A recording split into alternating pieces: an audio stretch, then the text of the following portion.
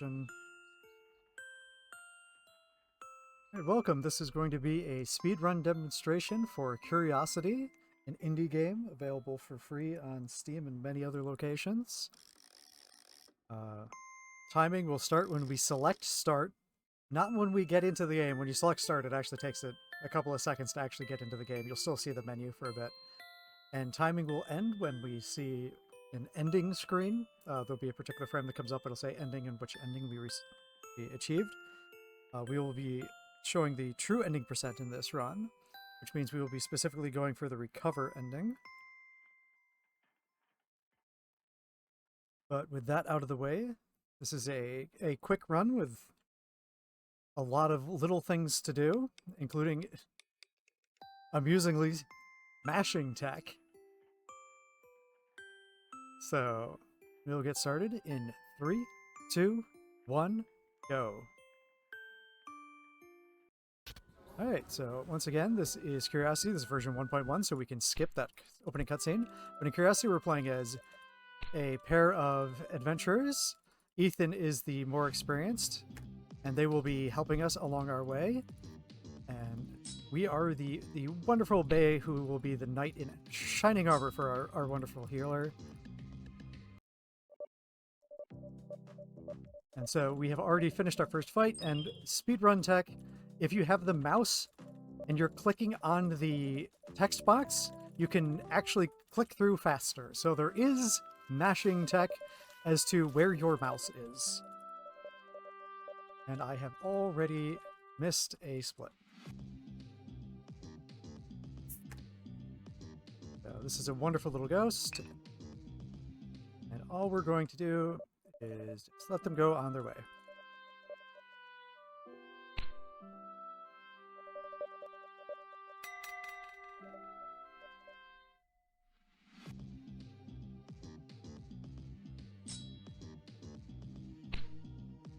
Now we're fighting on our third battle of our adventuring career, where we need to make sure that we equip the potion that we got from the ghost, otherwise they will explode and instantly kill us. If you're wondering why I'm not always have the mouse over the text, is because after each battle that you defeat a monster, you have to choose whether to attack and kill them or to purify them. And for the true route, we will need to purify all of the monsters. I say with a question mark at the end. So, we're fighting a ghost again. This time we need to attack and immediately steal their potion. Because if we don't, they will disappear on us, and then you can't hit the ghost and they will defeat us. We've now... I'm missing all of my splits. We're now moving on to the next monster, which is a Cthulhu monster, where we'll get a new mechanic. So I've been moving very quickly, but you'll see that we actually do have a lot of mechanics going on where we're kind of using RPG mechanics to make a puzzle game. Since we only have a single character, we're going to, for now at least, it's very important that we do exactly the right thing at any time, or we will lose the fight. So here's this Cthulhu monster, we will defeat it. Actually, remember to split. Now we've purified them as well, and in exchange we get a little potion from them. Poor Bay isn't feeling so good about eating Cthulhu monster.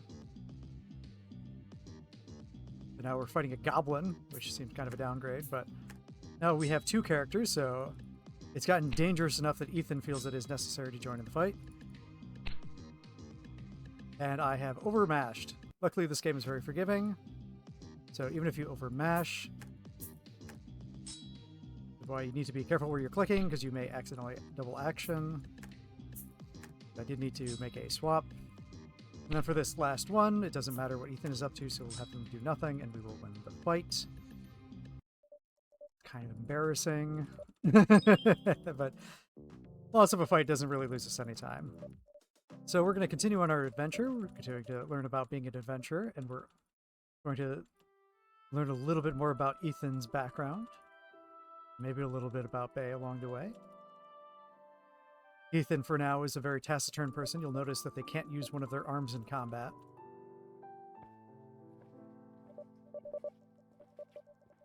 Now we have found the Dog Lord. Fair enough. We start with get a new mechanic where we are now attacking left and right. Double attack and then I'm mashing because I need to. You click on her face to switch between 1 and 2. Fun fact: if you click on her face too many times, she will get a little lump on her head.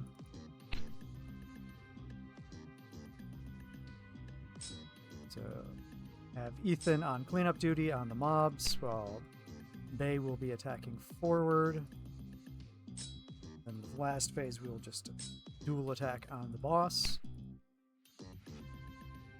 and defeat them a turn early.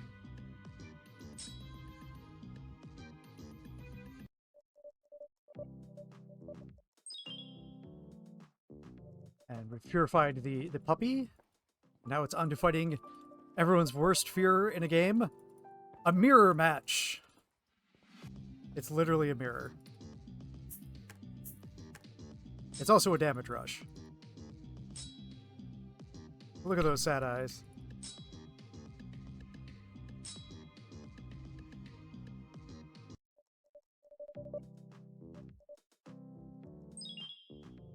On through the mirror. Now we're going to be fighting the knight, who I can never remember when exactly to split on this character.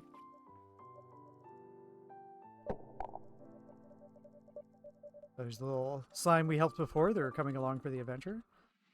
I'm breezing over a lot of the story, but there's a lot of good story going on, in case you didn't know.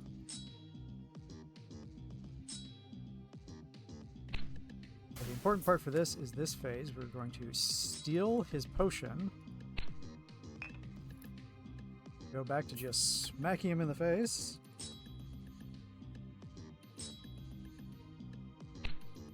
I'm going to need that potion in just a second. Game teaching you patience.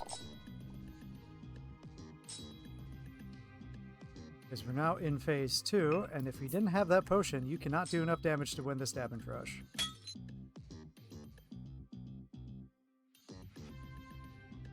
Alright, I am just... skip it.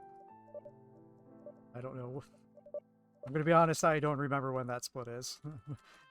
I never... It's the only one you don't purify, so I can never remember. But yeah. Unfortunately now, things have gone wrong. And poor Bay has been taken over by the machine.